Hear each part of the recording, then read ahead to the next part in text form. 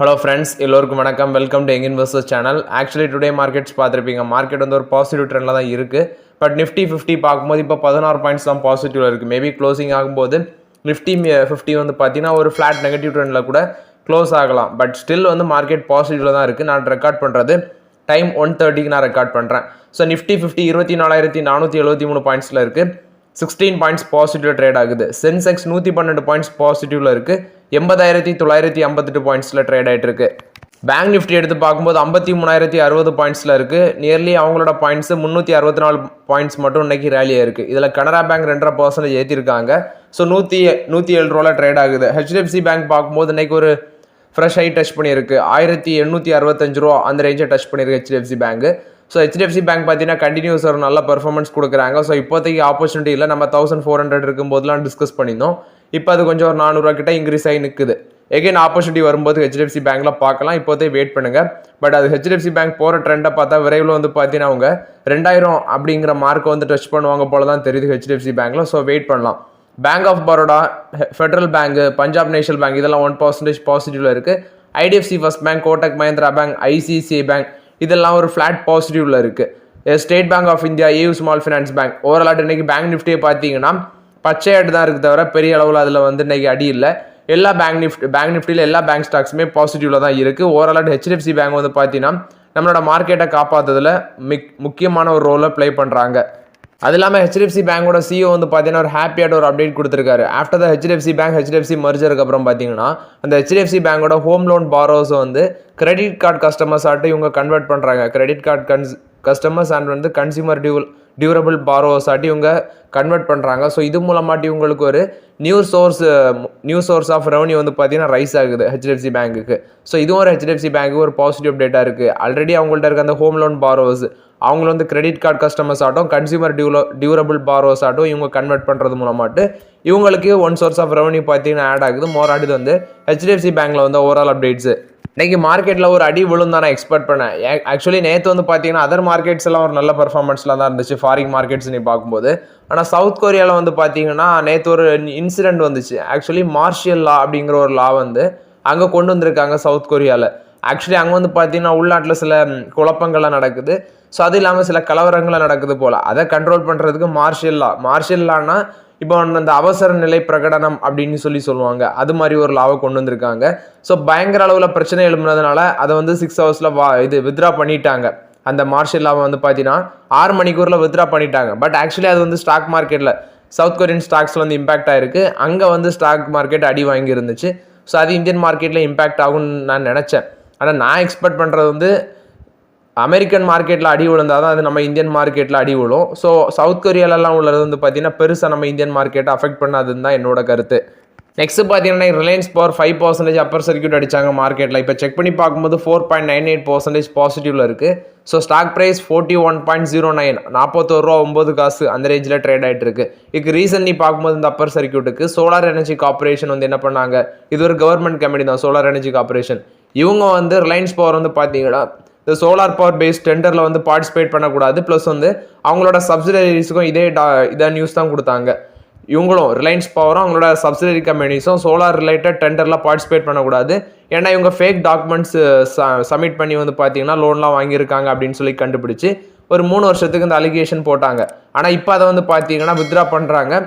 ஒரே ஒரு சப்சிடரி கம்பெனிக்கு மட்டும் அந்த டெண்டர் பார்ட்டிசிபேஷன் பேன் வந்து கண்டினியூ ஆகும் அப்படின்னு சொல்கிறாங்க. ஸோ இதை பேஸ் பண்ணி இன்னைக்கு ரிலையன்ஸ் பவர் வந்து பார்த்தீங்கன்னா 5% ஏற்றிருக்காங்க. ஸோ மோர் அடுத்து வந்து ரிலையன்ஸ் பவரை பொறுத்த வரைக்கும் அப்டேட். பட் என்ன கேட்டால் இப்போதைக்கு இதெல்லாம் அவாய்ட் பண்ணுறது தான் பெட்டருங்கிறது என்னோட கருத்து. இன்னைக்கு வெல் பெர்ஃபார்மிங் ஸ்டாக்ஸ்ன்னு பார்க்கும்போது கெயில் 3% மேலே போச்சு, 205 ரூபாயில் ட்ரேட் ஆகுது. ஜொமேட்டோ 287 ரூபாயில் இருக்குது, அதுவும் 2.5% ஏற்றிருக்காங்க. ஐசிஐசிஐ லோம்பார்ட் இந்த ஸ்டாக் எடுத்து பார்க்கும்போது 1945 ரூபா அந்த ரேஞ்சில் ட்ரேட் ஆகிட்டு இருக்கு. இதுவும் 2.5% இன்னைக்கு ஏற்றிருக்காங்க. ஹெச்டிஎஃப்சி லைஃபும் 2% மேலே ஏற்றிருக்காங்க. 650 ரூபா ட்ரேட் ஆகுது. ஸோ லார்ஜ் கேப்பில் இதெல்லாமே எனக்கு ஒரு வெல் பெர்ஃபார்மிங் ஸ்டாக்ஸாக இருக்குது. இன்னைக்கு இந்த இந்தியன் ஓவர்சீஸ் பேங்கை பார்த்தீங்கன்னா கிட்டத்தட்ட 6% ஏற்றிருந்தாங்க. ஸோ நான் கன்சிடர் பண்ணதில் நல்ல ரிட்டர்ன்ஸ் கொடுத்த ஸ்டாக்ல இதுவும் ஒன்று. 57 ரூபா மேலே ட்ரேட் ஆகுது Indian Overseas bank.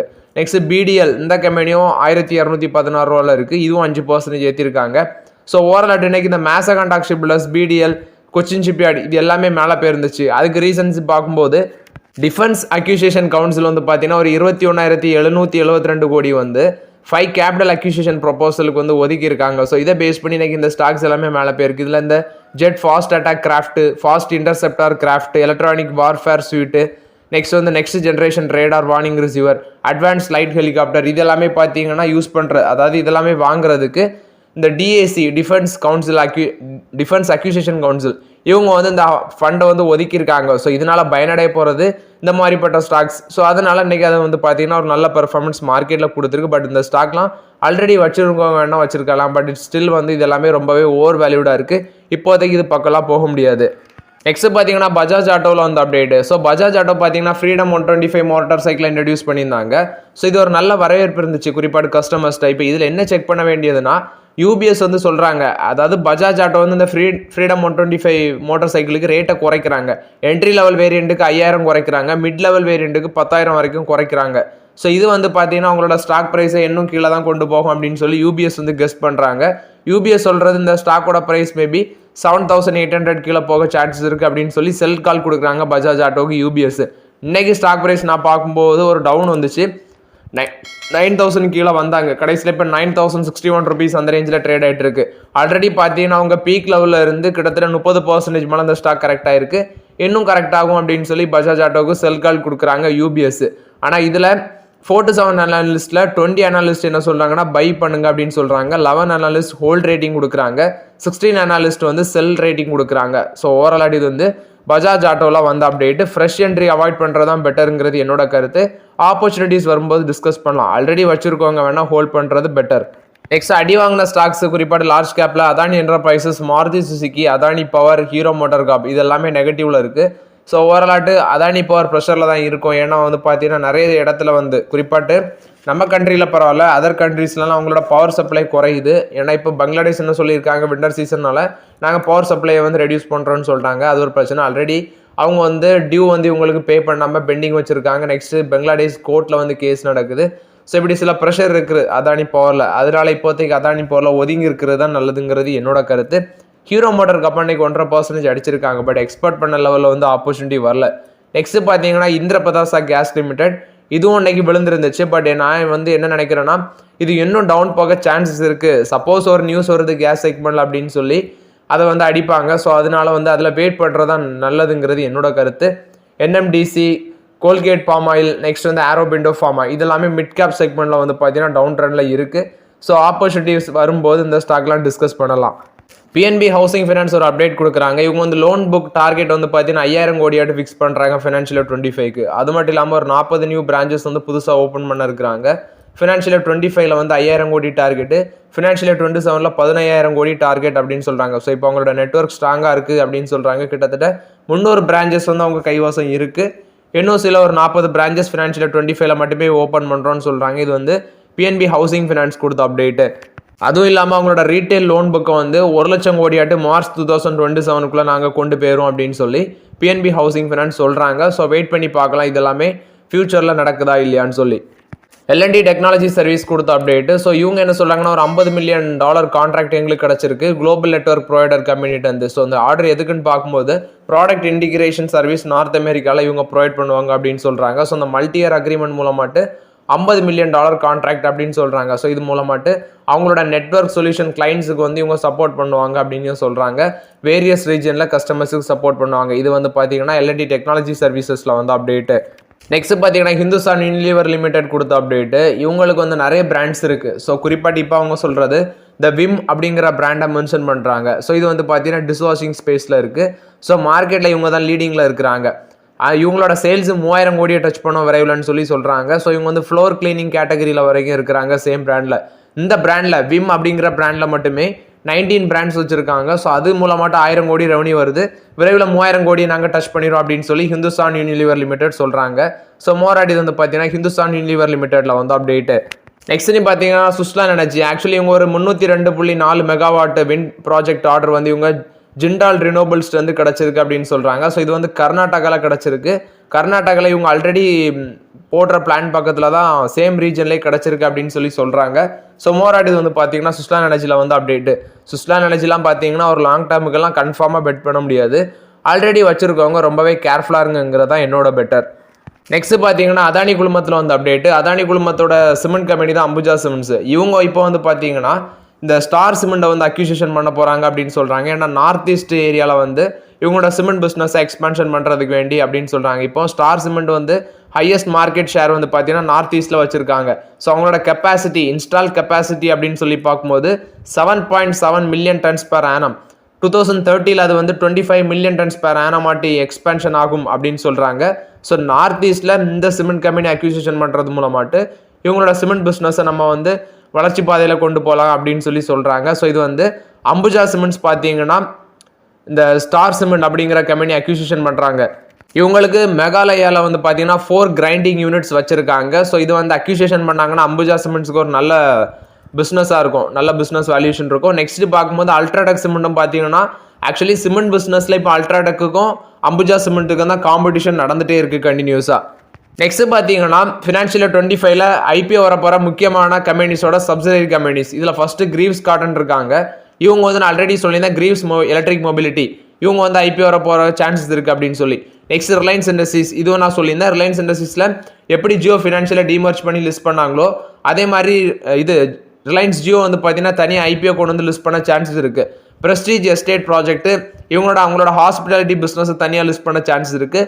Manappuram finance, Aashirvad micro ஃபினான்ஸை ஆக்சுவலி அவங்க இப்போவே வந்திருப்பாங்க, இந்த வருஷமே வந்திருப்பாங்க. சில ப்ராப்ளம்ஸ்னால அது வந்து மாற்றி வச்சாங்க. இப்போதைக்கு மார்க்கெட் சுச்சுவேஷனில் வேண்டாம் அந்த ஆசீர்வாத் மைக்ரோ ஃபினான்ஸ் அப்படின்னு சொல்லி. Next Muthoot finance, Belstar micro finance IPO வர சான்ஸ் இருக்குது ஃபினான்ஷியல் 25ல். ஹீரோ மோட்டார் கார்ப் அவங்களோட சப்சிடியாக இருக்கிற ஹீரோ ஃபின்கார்ப் அது வர சான்ஸ் இருக்குது. ஹெச்டிஎஃப்சி பேங்க்ல ஹெச்டிபி ஃபினான்ஷியல் சர்வீஸ் வரும். பிரிகேட் என்டர்பிரைசஸில் பிரிகேட் ஹோட்டல் வெஞ்சூஸ் இந்த மாதிரி முக்கியமான கம்பெனிஸோட ஐபிஓஸ் எல்லாமே ஃபினான்ஷியல் 25ல் லிஸ்ட் ஆக சான்சஸ் இருக்குது அப்படின்னு சொல்லி சொல்கிறாங்க. ஜொமேட்டோவில் வந்து அப்டேட். ஜொமேட்டோ ஆக்சுவலி இன்றைக்கி ஒரு 2.5% மேலே பாசிட்டிவ்ல தான் இருக்குது மார்க்கெட்டில் செக் பண்ணி பார்க்கும்போது. இவங்களுக்கு சிஎல்எஸ்ஏ அவுட் பெர்ஃபார்ம் கால் கொடுக்குறாங்க. டார்கெட் ப்ரைஸ் 370 ரூபா சொல்கிறாங்க.